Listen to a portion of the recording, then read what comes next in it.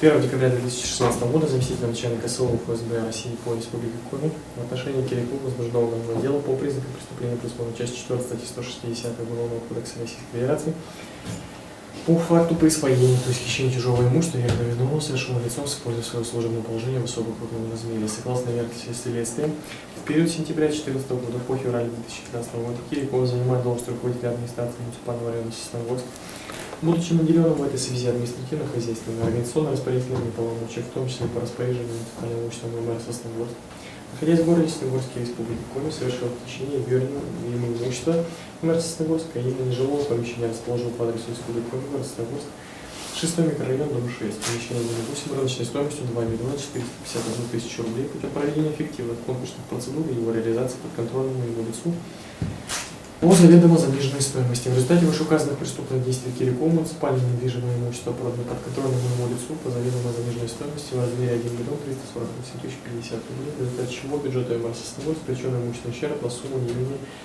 1 миллиона 102 950 рублей составляет особо крупный размер. Поэтому, несмотря на то, что Кириков ранее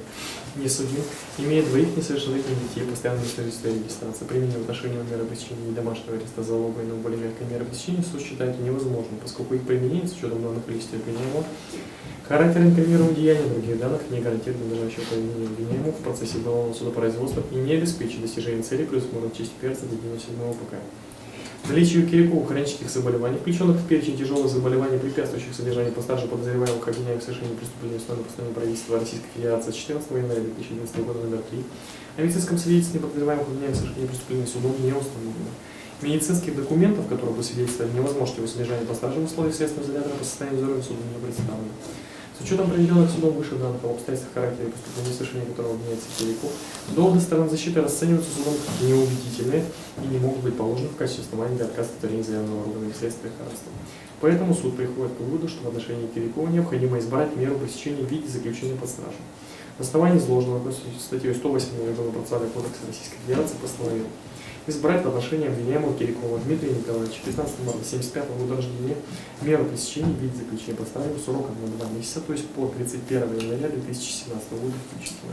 Постановление может быть обжаловано в апелляционном порядке в судебной коллегии по уголовному делу Верховного суда Республики Коми через Кавказский городской суд Республики Коми в течение 3 суток с дня его вынесения. В случае подачи апелляционной жалобы обвинения вправе в тот же срок раз в своем участии в рассмотрении жалобы на постановление суда об избрании меры пресечения и заключения под стражу условно апелляционной инстанции в тот же срок для получения апелляционной жалобы,